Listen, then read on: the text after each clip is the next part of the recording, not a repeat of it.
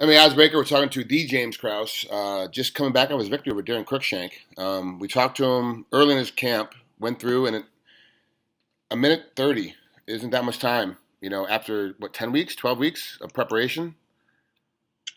Yeah, it was about that. Do you feel a little let down that it went by so fast? Now it's all said and done? Or are you like, I want to get out of here as quick as possible?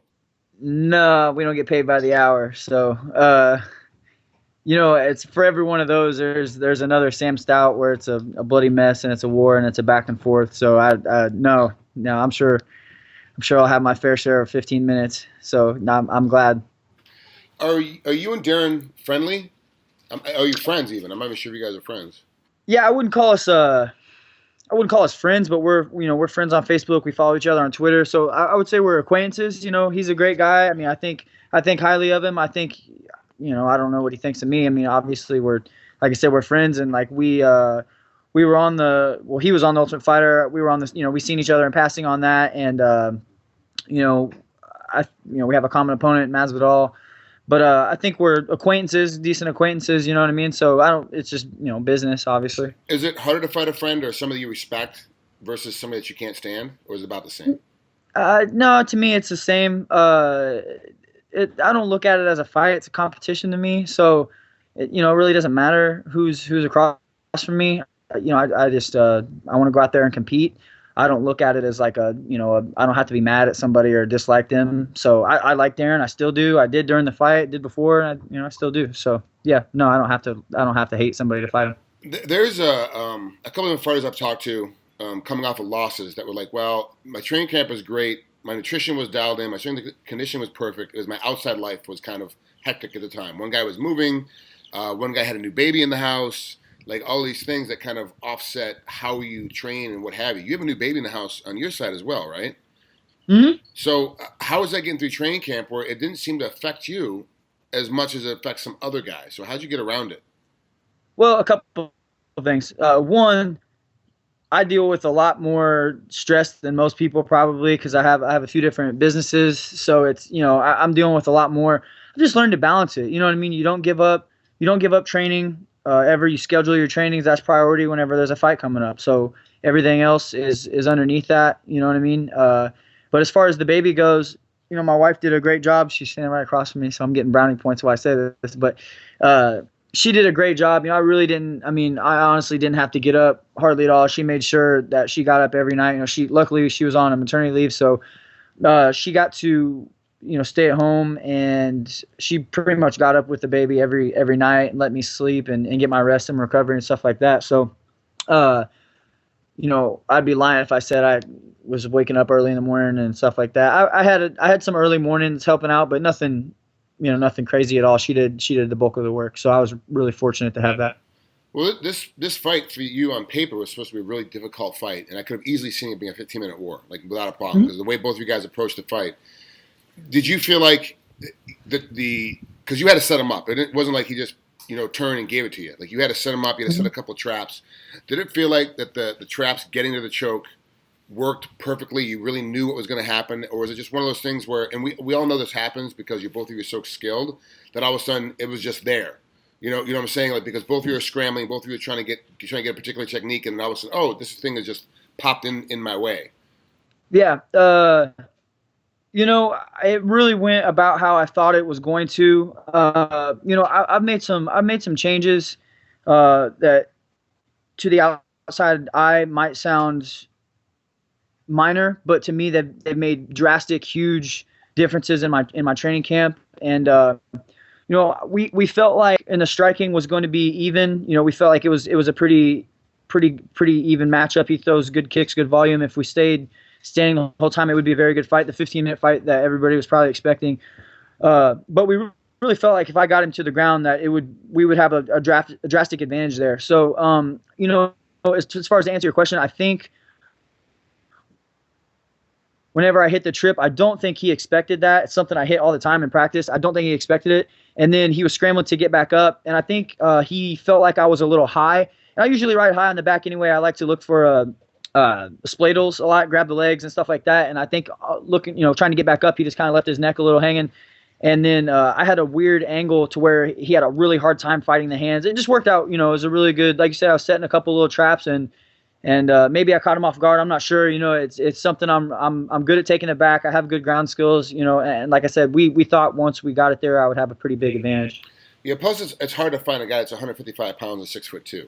It's a difficult task to find somebody that tall and honestly skinny to get them, you know, to have them grapple with you, especially when you're trying to fight James Krause, because it's a different kind of style when you say you ride the back high, you're really not riding the back that high. You're riding it high for everybody else because you're so much longer. You're totally fully in control. If I were to ride that high at 5'10", I'd fall right off. Like, there's no way I could stay on there. But you have the length to stay put.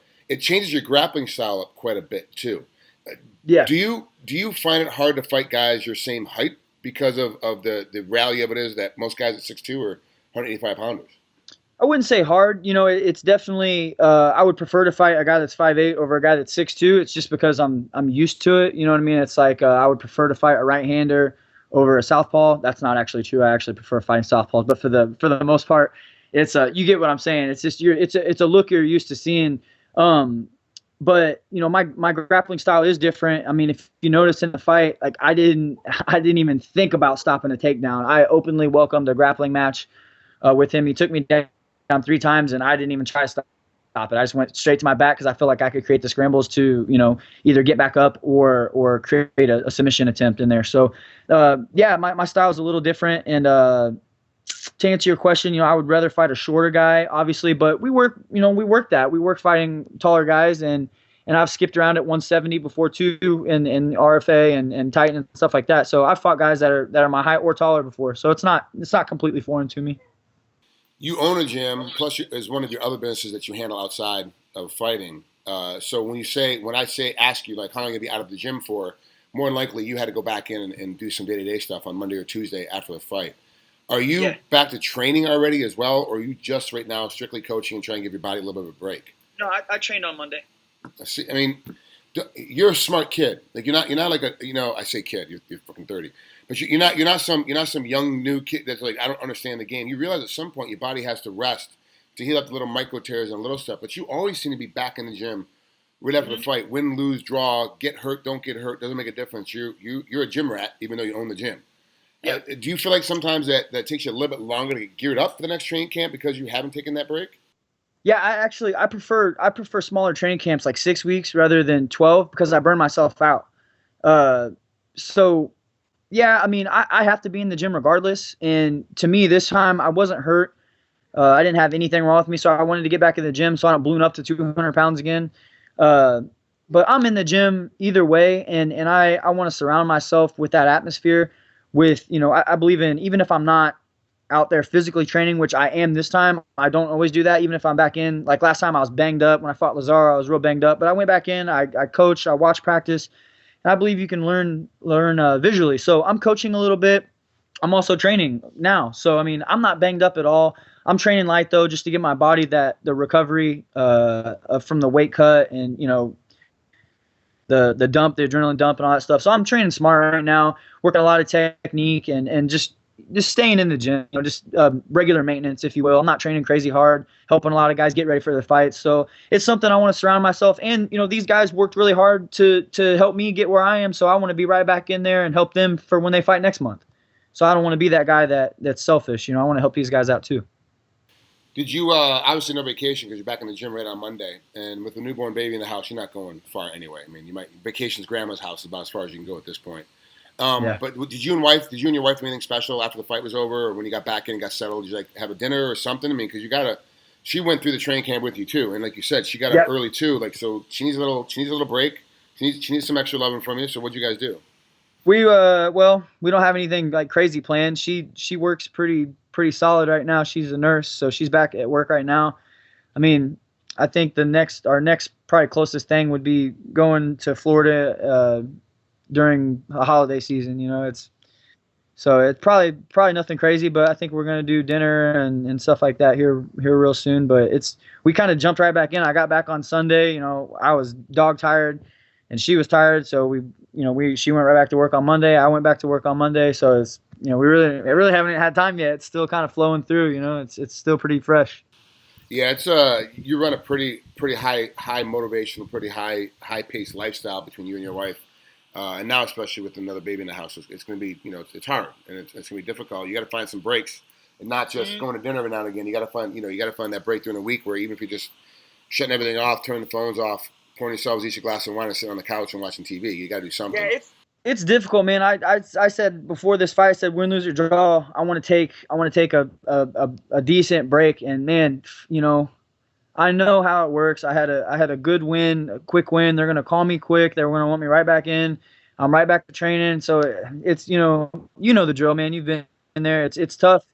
Do you take the break or do you say, man, my momentum's high right now. I feel really good. I'm not hurt. Maybe I go right into it. It's hard, man. It's hard to do that sometimes. I almost want to take breaks after losses, but then when you lose, you're pissed off and you want to get right back into the gym and fix your holes. And this game is tough sometimes, bro. And you know that. Yeah, especially at 170, the weight every week, it's somebody new is sliding into the top 10, someone new is sliding into the top 5.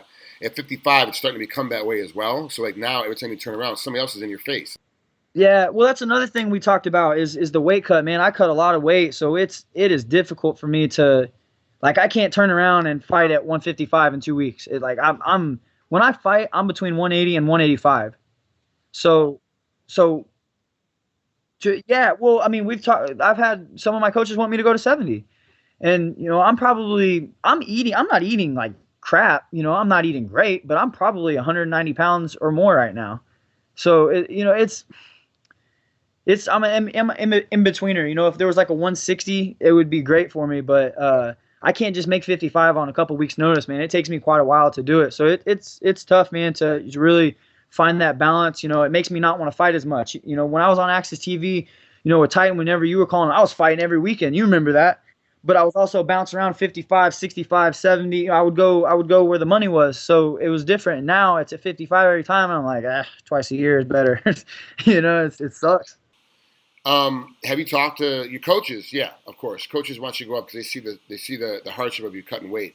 Have you talked to a doctor yet, or gone like not a regular MD like those guys, or a regular endocrinologist, but like a real athletic doctor, like a sports doctor, and look, this is my weight, this is my body fat, this is where I'm at, and have them break it down. Go, look, this is if you want to go 55, this is where you got to be. When you have to go 70, this is what you have to be, and you can kind of compare it once you see the two side by side. Yeah, I have a nutritionist that does my diet, and it's the same thing, man. It's like, can you do 55? Yeah. If you went to 70, you would kind of be small. You would have to put some weight on. So I'm like right in between. I could do both. You know what I mean? The likelihood of me keeping a walk weight of like 175 and not wanting to blow my brains out is slim. You know what I mean? Like if I'm training good, I'm at 180 low. Probably leaving practice 183.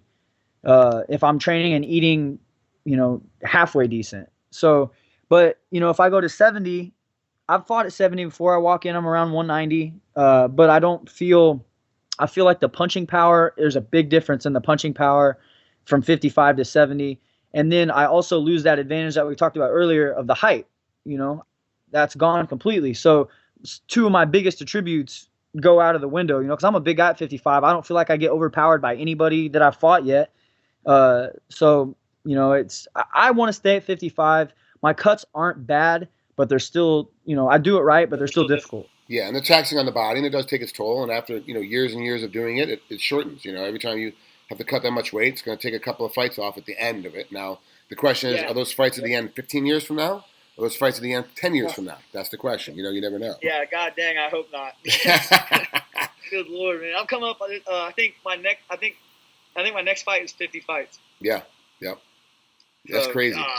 Makes me feel old. I'm not even 30 yet. Do you remember how what year you started fighting? Your first pro fight? First pro fight? Yeah. Was 2008, but I had 20 plus amateur fights before I turned pro. And when was your first amateur fight? 2006. Okay. So you're looking at 11 years already in between amateur and pro. Maybe my first fight was in 2008. So I think I'm coming up on 9 years. Okay. So maybe 2008. That's a lot of fights in 9 years. And I don't ever take break. I've never taken an extended break in 9 years ever. Wow. The biggest break of a fight I've had in between that is 1 year. Oh, really? Okay. And why was that? Injury? Is that back when you were injured? didn't fight. There's no reason I didn't fight. I've never had a serious injury really ever, except for broken hands. I took time off to get better. Really, I just wanted to get better, and that was actually, I think that might have been the very first fight you called. That was, yeah. I'm looking at your record now. It was Nathan Shunt, Titan. That's the one. That's the one. You fought April 15th, 2010, and then you fought Nathan March 25th of 2011. It was 11-month break. Man. Yeah. That's the one. Yep, that is the exact one. Yeah. That's crazy, man. Jeez. Make me feel old. I'm twice your age. What the hell are you talking about? All right, brother. Thanks for coming on, man. Enjoy the family life as much as you can. Enjoy the baby, especially the new one in the house. Like, enjoy yourself. I know you love coaching. I know you love being at the gym. So yeah, you're gonna enjoy it no matter what. But take some time and do take a little bit of time off. I mean, not time off, but back in there and working a little bit, but working light and not getting hit in the head and not getting your joints pulled off. So, yeah. Thanks for coming on, brother. We'll definitely talk again before your next fight. Thank you for having me. Of course, always. We'll talk to you soon. All right, bro.